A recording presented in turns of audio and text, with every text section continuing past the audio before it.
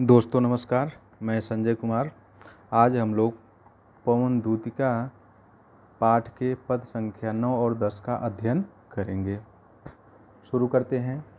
जाते जाते पहुँच मथुरा धाम में उत्सुका हो, न्यारी शोभा वर नगर की देखना मुग्ध होना। तू होवेगी चकित लग के मेरु से मंदिरों को, आभा वाले कलश जिनके दूसरे अर्घ से हैं। देखे पूजा समय मथुरा मंदिरों मध्य जाना, नाना वाद्यों मधुर स्वर की मुग्धता को बढ़ाना। किवा लेके रुचिर तरु के शब्दकारी फलों को, धीरे धीरे मधुर रव से मुग्ध हो बजाना। अब इस पूरे पद का प्रसंग होगा कि राधा जी पवन दूतिका से कहती हैं कि जब तू मथुरा नगर में पहुँचेगा तो उस नगर की सुंदरता को जरूर देखना। ठीक। व्याख्या। जाते जाते पहुँच मथुरा धाम में उत्सुका हो। कहती हैं कि ए पवन दूतिका, राधा जी कहती हैं कि ए पवन दूतिका, तू जब मथुरा जाते जाते जब मथुरा धाम पहुँच जाएगा, मथुरा नगर पहुँच जाएगा, तो उत्सुक होकर के उस नगर की शोभा को जरूर देखना और न्यारी शोभा वर नगर की देखना मुग्ध होना। उस नगर की, वर नगर श्रेष्ठ नगर, उस श्रेष्ठ नगर की प्यारी सुंदरता को, शोभा को जरूर देखना और मुग्ध होना और उसकी सुंदरता पर मोहित होना। तू होवेगी चकित लख के मेरु से मंदिरों को,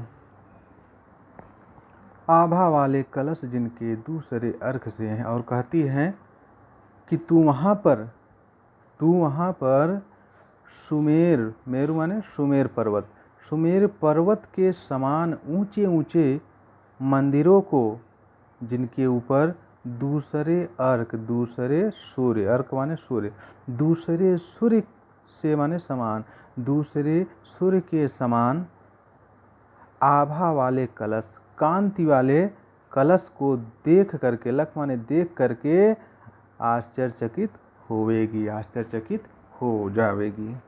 कहती हैं कि हे पवन दूतिका, तू वहाँ पर सुमेर पर्वत के समान ऊंचे ऊंचे मंदिरों को, जिनके ऊपर दूसरे सूर्य के समान कांति वाले कलश को देख करके आश्चर्यचकित हो जावेगी।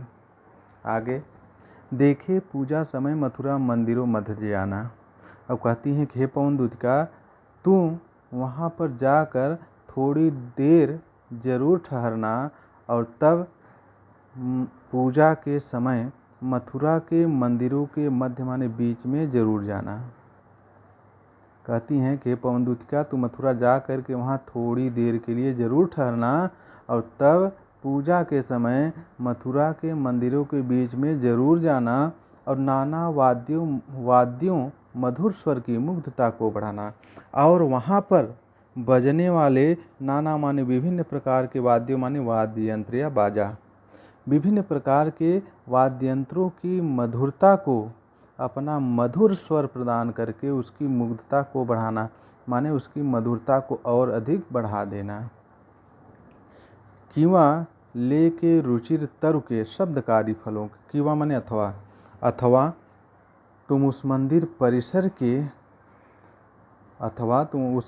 परिसर से रुचिर तरु, रुचिर माने अपनी मनपसंद के, तरु माने वृक्ष के शब्दकारी फलों को लेकर।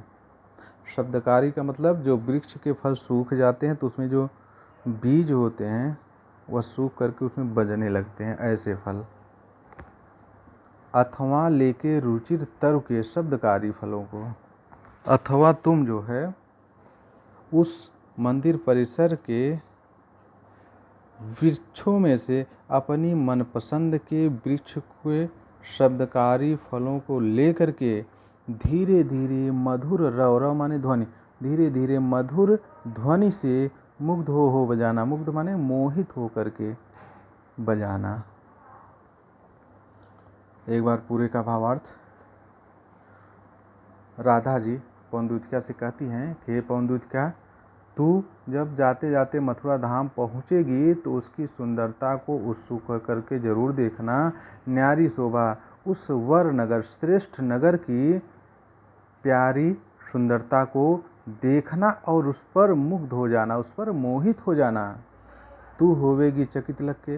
और कहती हैं कि तू वहाँ पर मेरु से सुमेरु पर्वत के समान ऊंचे मंदिरों को, जिनके ऊपर दूसरे अर्क, दूसरे सूर्य के समान कांति वाले कलश को देख करके, लख माने देख करके चकित होगी, आश्चर्यचकित हो जाएगी।